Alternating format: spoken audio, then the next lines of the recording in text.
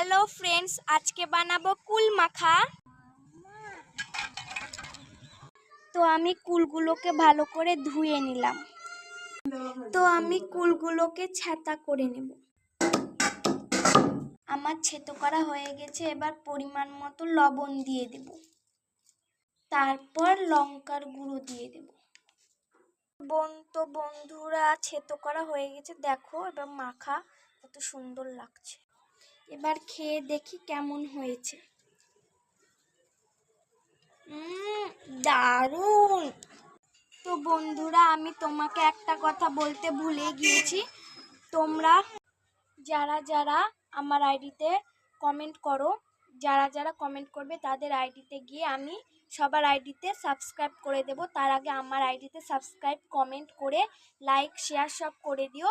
আমিও তোমাদের আইডিতে গিয়ে লাইক শেয়ার সব করে দেব, সাবস্ক্রাইব করে দেব। থ্যাংক ইউ, ধন্যবাদ।